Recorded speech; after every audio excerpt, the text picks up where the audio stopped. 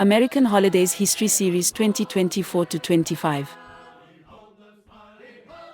Welcome back to the American Holidays History Series. Hello, I am Polisa, and I will be your host. We will have several speakers to cover the vast array of material. This educational initiative aims to acknowledge and celebrate lesser-known and often overlooked American holidays. Our goal is to enhance your appreciation, awareness, and understanding of these unique observances. Incorporating these holidays into your annual celebrations won't take away from your traditional holidays. In fact, they may even enrich your celebrations. By exploring these lesser-known holidays, you can create new traditions that deepen your appreciation for different cultures. We encourage you to research these celebrations to learn more about their significance and the communities that honor them. Perhaps one day, you will join in the celebration alongside them. Once again, welcome to the American Holidays History Series. We hope you enjoy exploring our country's rich history of holiday celebrations. Our intent is introduce the educational initiative and its commission, pique interest in lesser-known American holidays, and emphasize the value of exploring diverse cultural observances. Our purpose is foster appreciation and awareness of less celebrated American holidays.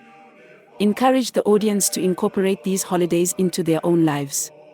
Promote understanding of the significance of these observances and the communities that celebrate them. Highlight the potential for personal enrichment and cultural growth through exploring these holidays. Finally, continue the series with a focus on less celebrated American holidays. Hello. I am Abidemi, and I find American history interesting and almost contradictory within itself. As part of the series, we will focus on the significance of the surrender at Appomattox Court House, which took place on April 9, 1865, at the Appomattox Court House in Virginia. Confederate General Robert E surrendered his army to the United States General Ulysses S. Grant. This marked the end of the Civil War for Lee's Army of Northern Virginia. The surrender was a formal and significant event, symbolizing the conclusion of the conflict in America and triggering subsequent surrenders of other armies across the South. It was a symbol of triumph over chattel slavery and the dawn of new possibilities for the new American citizens who spent over 240 years in bondage. The Confederacy and that which it stood for, which was a full aristocratic society built on the backs of enslaved Africans, were defeated. We gather to reflect on a moment in American history that shaped our nation in profound ways and continues to resonate with us today, the surrender at Appomattox Court House. The Civil War was not just a conflict between states but a struggle over the very soul of America, particularly concerning the institution of slavery. This moral abomination contradicted the very ideals upon which our nation was founded. The American Civil War, which was fought from April 1861 to April 1865, was the bloodiest in this land. The casualties were over 620,000 soldiers, with many more wounded. However, all those deaths could not equate to over 240 years of chattel slavery for people of African descent. Hi, I am Douglas and I will guide you through this section of the history series. During the height of American slavery, tensions were rising across the country regarding the ideals set forth in the Declaration of Independence that all men are created equal. Key issues included the Missouri Compromise, the Kansas-Nebraska Act, and the Dred Scott decision. In the Deep South, there was unease about the potential consequences if Lincoln were elected president. The slaveholding states feared his election because Lincoln opposed the expansion of slavery into new territories. Consequently, if these non-slaveholding territories became states, they would hold a majority in the U.S. House of Representatives and the Senate. Should that occur, these states could unite to pass legislation abolishing slavery in the United States. This assumption instilled fear among political and business leaders in slaveholding states, as enslaved people comprised a significant portion of their property value. For example, in 1860, in and around Natchez, Mississippi, there were more millionaires per capita than in New York City. with enslaved people representing the bulk of that wealth. Before we delve into the generals, let's take a moment to discuss the Civil War. When we talk about the Civil War, we're talking about a nation fundamentally divided. While there were complexities, at its heart, the Civil War was about one thing: slavery. Now, some will say it was about states' rights, and in a way that's true. What right were these states so fiercely defending? The right to own human beings. The Southern economy, particularly in the cotton-producing states, was built on the backs of enslaved Africans and their descendants. This wasn't just a social issue, it was the foundation of their wealth, their power, their entire way of life. When the North began to challenge this system, it threatened everything the South held dear. Here's the timeline that led to the Civil War. The Missouri Compromise of 1820, an attempt to balance free and slave states. It held for a time, but the tension simmered. The Compromise of 1850 and the Fugitive Slave Act. This intensified the issue, forcing Northerners to confront the reality of slavery and fueling abolitionist sentiment. The Kansas-Nebraska Act of 1854. This allowed for popular sovereignty, meaning residents would decide whether their territory was free or slave. This led to Bleeding Kansas, a violent precursor to the war. The Dred Scott decision of 1857. The Supreme Court ruled that enslaved people were property and had no rights as citizens, further deepening the divide. The election of Abraham Lincoln in 1860. Lincoln, a Republican opposed to the expansion of slavery, was seen as a direct threat to the Southern way of life. And so, state after state in the South seceded, forming the Confederate States of America. They weren't seceding over tariffs or abstract notions of states' rights. They were seceding to protect their peculiar institution, their right to own human beings, people of African descent. The first shots fired at Fort Sumter weren't about economics. They were about a nation refusing to acknowledge the humanity of an entire race. The Civil War was a brutal, bloody conflict. Still, a fight was necessary to determine whether this nation could truly live up to its ideals. Though the scars remain, they ultimately set us on a path, however imperfect, towards a more just union. In 1860, Abraham Lincoln was elected President of the United States. Soon after Lincoln was inaugurated in 1861, a group of slave-holding states from the Deep South seceded from the nation by attacking Fort Sumter in South Carolina. These states aimed to preserve their fundamental values related to maintaining chattel slavery and the right of states to own individuals forever. The Southern states then formed the Confederate States of America, known as the Confederacy, with Jefferson Davis as their president. Good day to everyone. I am Tyler. Now, to the generals. First, we will examine General Ulysses S. Grant. Grant was born on April 27, 1822, in Ohio. He was a West Point graduate and a veteran of the Mexican-American War. Although he struggled in civilian life, he proved to be a capable leader during the Civil War, winning critical battles in the Western Theater at Vicksburg and Chattanooga. His success earned him numerous promotions, and in 1864, after gaining Lincoln's trust, the president appointed Grant as the commanding general of the U.S. Army, tasked with bringing the war to an end. Grant was a determined and relentless leader from a humble background. Now, let's examine General Robert E. Lee. Lee was born on January 19, 1807, in Virginia. He was a highly respected military officer who graduated from West Point and served in the Mexican-American War. Although he was offered command of Union forces when the Civil War began, Lee chose to side with Virginia when it seceded. Despite opposing secession, he felt loyalty to his home state and joined the Confederacy. He became the commander of the Army of Northern Virginia, leading the Confederate States in some of the war's most significant battles, including Gettysburg, Antietam, and Fredericksburg. Lee represented the Old South, a society built on tradition and, tragically, on the backs of enslaved people. His brilliance as a tactician was undeniable, but his cause was fundamentally unjust. Lee was known for his brilliant tactics, yet his forces faced dwindling resources as the war approached its final stages.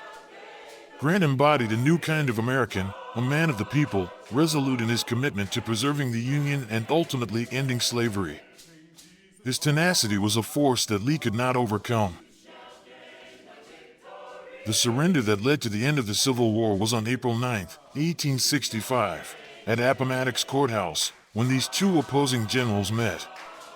General Robert E. Lee, a man of immense military prowess, found his once mighty Army of Northern Virginia, the main fighting force of the Confederacy, on its last legs. His men were starving, exhausted, and vastly outnumbered. Lee's army status was dire, reduced to a mere shadow of its former self, a few thousand ragged soldiers. Lee's strategic objective was to reach his supply lines and consolidate with the remaining Confederate forces, specifically the Army of Northern Carolina, still holding out in the South. This consolidation could have prolonged the war and potentially altered its outcome. However, General Ulysses S. Grant, with his relentless and strategically superior Union Army, had other plans. Grant relentlessly and strategically kept cutting off Lee's attempts to reach those vital supplies and reinforcements. If Lee had consolidated the Army of Northern Virginia with the Army of Northern Carolina, then he would have increased his ability to defeat Grant. But he could not. He was too severely beaten already, and he had dwindling resources to sustain a war.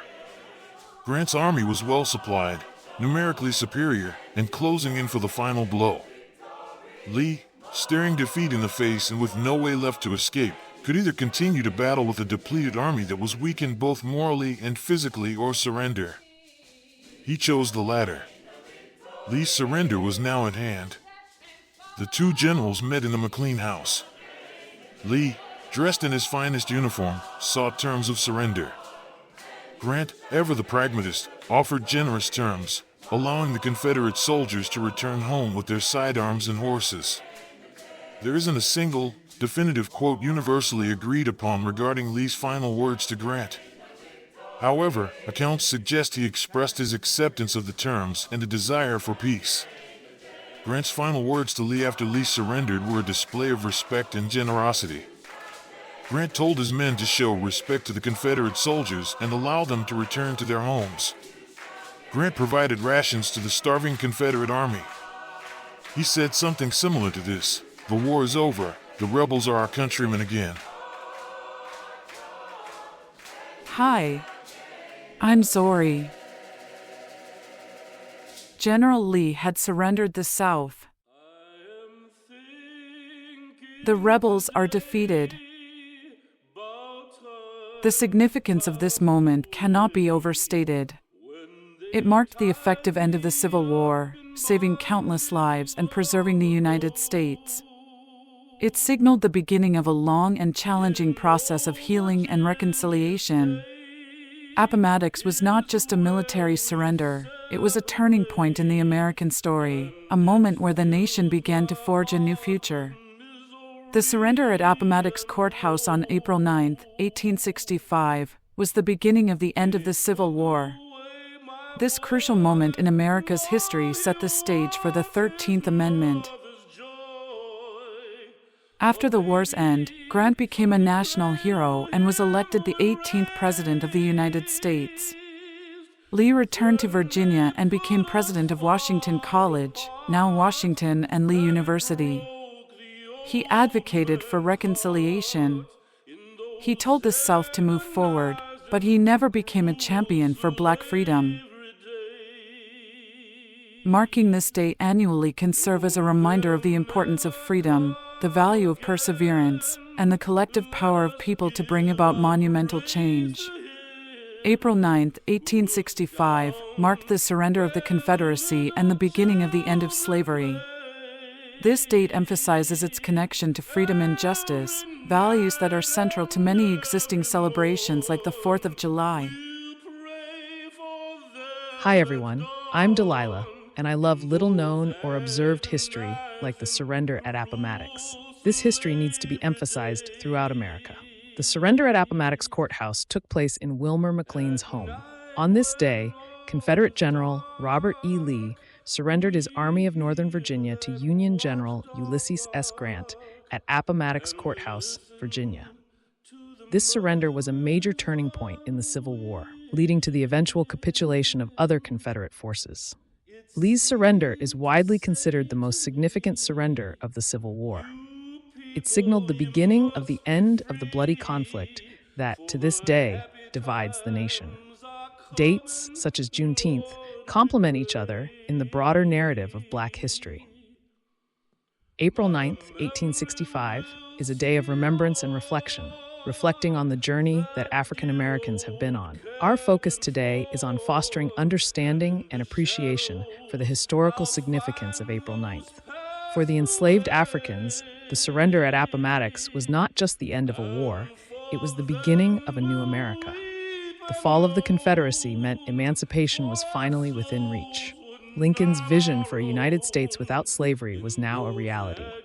Why does April 9th, 1865, matter to us as descendants of enslaved Africans? For us, Appomattox was not just about two generals. It symbolized over 20 generations of African people born into and dying in slavery in this land. It represented the millions who toiled under the lash of whips, who were bought, sold, and treated as mere property. It was about every soul who had never experienced freedom, for whom death was their only escape. When Lee surrendered, the South's fight to maintain slavery surrendered with him. That moment directly led to the 13th Amendment, which abolished slavery throughout the land once and for all. But let us not be mistaken. Freedom is never given. It is fought for. While the surrender at Appomattox ended one battle, another began, the battle for equality, justice, and civil rights. And that battle is still being fought today. Appomattox signifies our victory. It was the day when an army fighting for slavery laid down its weapons, marking a crucial step forward in the journey toward equity. Let April 9th, 1865, the surrender at Appomattox Court House, be forever etched in our minds. We appreciate your attendance today. We trust that this presentation has provided you with a more profound understanding of American history, enhancing your appreciation of the nation. Thank you, and have a great day.